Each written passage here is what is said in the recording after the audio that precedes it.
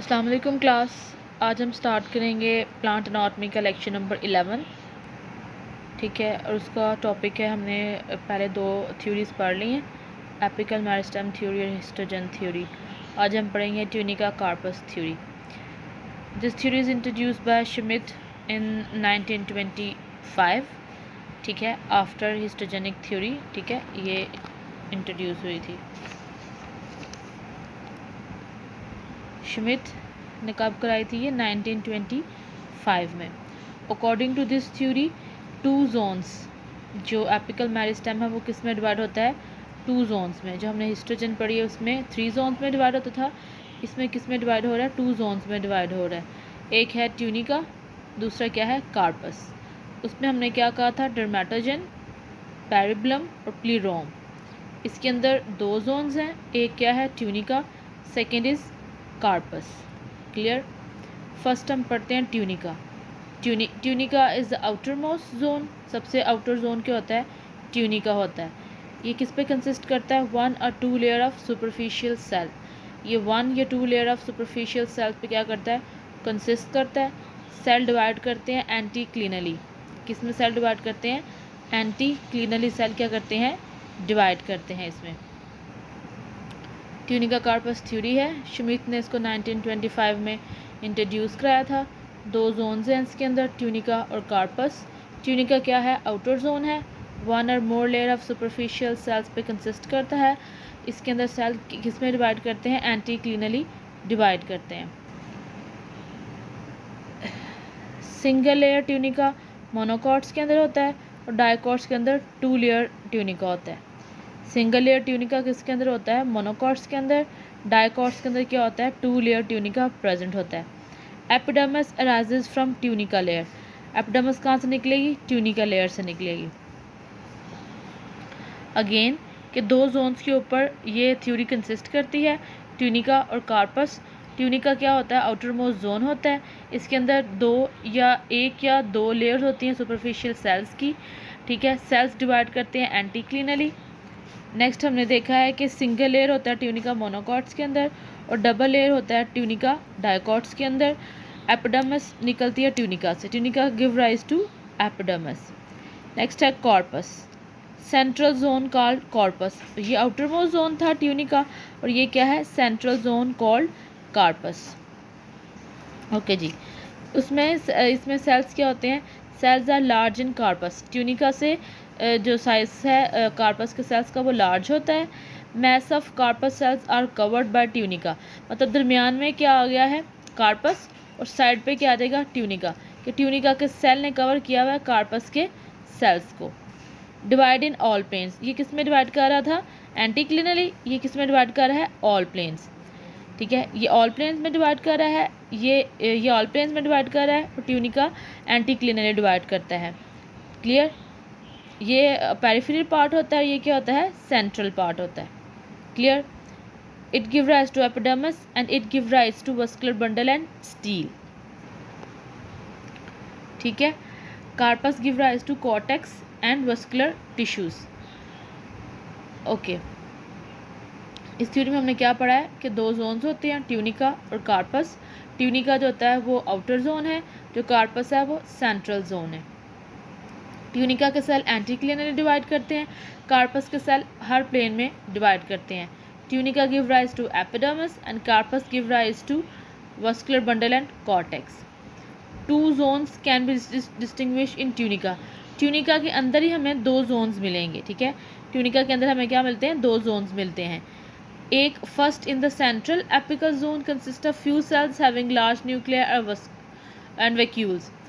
Tunica के अंदर, जैसा ये मैं आपको बताती हूँ, दिस इज़ ये एपिकल है।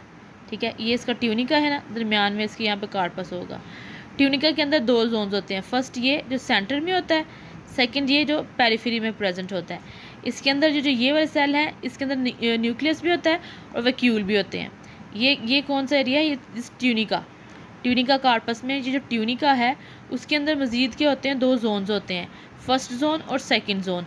फर्स्ट जोन क्या होता है? सेंट्रल। सेकंड जोन क्या होता है? पेरिफेरल। फर्स्ट जोन के अंदर क्या होते हैं? जो सेल्स होते हैं वो क्या होते हैं? लार्ज होते हैं और उनके अंदर न्यूक्लियस और वैक्यूल्स प्रेजेंट होते हैं।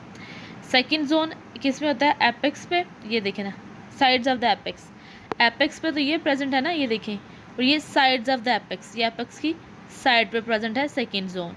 इसमें सेल्स क्या होते हैं, स्मॉल होते हैं, डार्कली स्टेन्ड सेल्स प्रेजेंट होते हैं इसके अंदर। उसके अंदर लार्ज सेल्स थे, ठीक है, न्यूक्लियाई और वैक्यूल्स के साथ। इसके अंदर स्मॉल सेल्स हैं, डार्कली स्टेन्ड। क्लियर। अब हम देखते हैं इस थ्योरी के ड्रॉबैक्स। इस थ्योरी का सबसे बड़ा ड्रॉबैक ये था कि इसके अंदर इन्होंने जिम्नोस्पर्म को एक्सप्लेन नहीं किया हुआ था। ये थ्योरी जिम्नोस्पर्म को एक्सप्लेन नहीं करती। It can not characterise apical meristem in gymnosperm. Second, outer most layer divide periclinally. इस पर हम कह रहे हैं कि ट्यूनिका एंटीक्लिनली डिवाइड करता है, जबकि जो आउटर मोस्ट लेयर होती है वो पेरिक्लिनली डिवाइड करती है। ये इसके दो क्या थे इस थ्योरी के drawbacks, tunica corpus. Clear.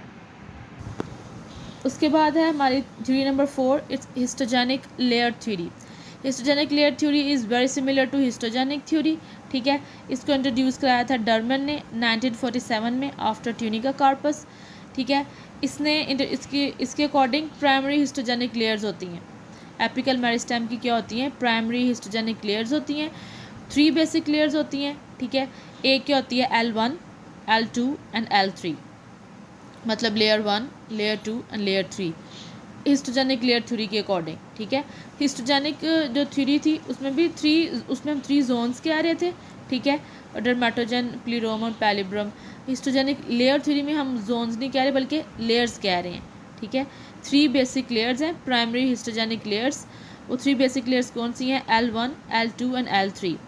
L1 give rise to epidermis, L2 give rise to cortex and L3 give rise to vascular system. अगर हम हिस्टोजेनिक लेयर को रिकॉल करें तो हम इसको क्या कह सकते हैं, डर्मेटोजन।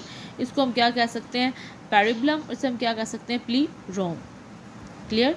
हिस्टोजेनिक थ्योरी में और हिस्टोजेनिक लेयर थ्योरी में क्या डिफरेंस है कि उसमें हमने जोन्स बताए हैं कि 3 जोन्स होते हैं, इसमें हम लेयर्स को बता रहे हैं।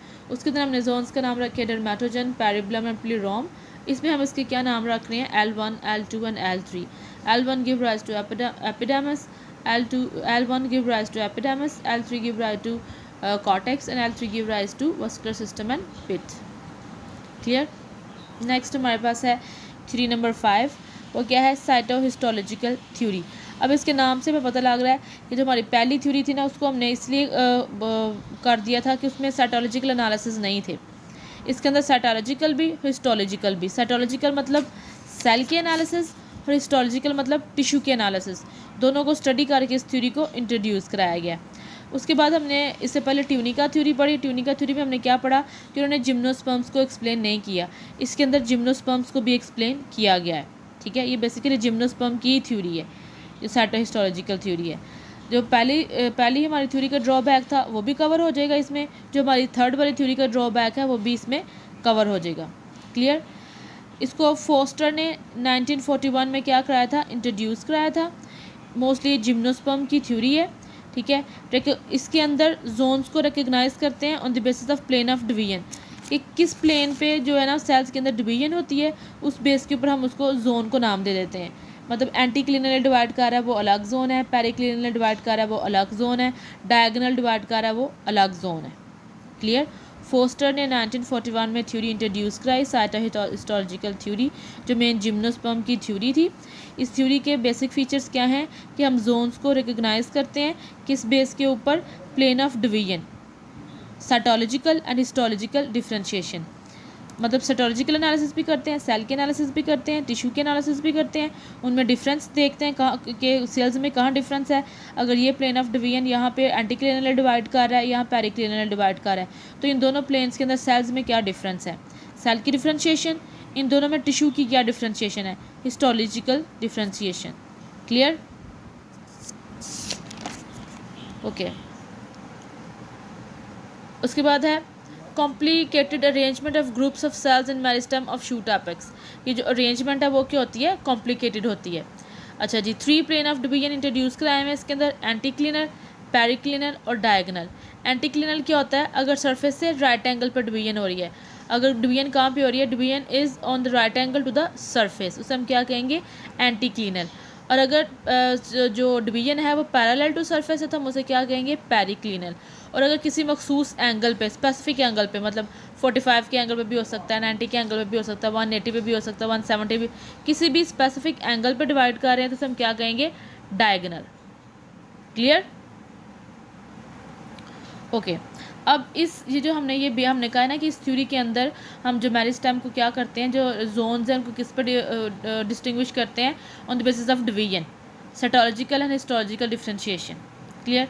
अब इस सारी बेस के ऊपर क्या कर दिया, जिम्नोस्पर्म के अंदर 5 टाइप की मेरिस्टेम को डिफाइन किया है। इस बेस के ऊपर, ये जो इस थ्योरी की बेस है प्लेन ऑफ डिवीजन, उसके बेस के ऊपर क्या किया है, मेरिस्टेम को डिवाइड कर दिया 5 टाइप्स में। सबसे पहले है surface meristem, apical initial, central mother zone, peripheral meristem और रिब मेरिस्टेम। सरफेस मेरिस्टेम की होती है सबसे अपर लेयर, दिस वन, ये क्या है, सरफेस मेरिस्टेम, सबसे ऊपर वाली।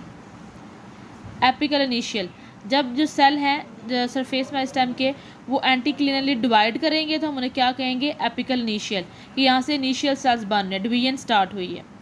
जो सेंटर में सेल होंगे उसे हम क्या कहेंगे, सेंट्रल मदर जोन।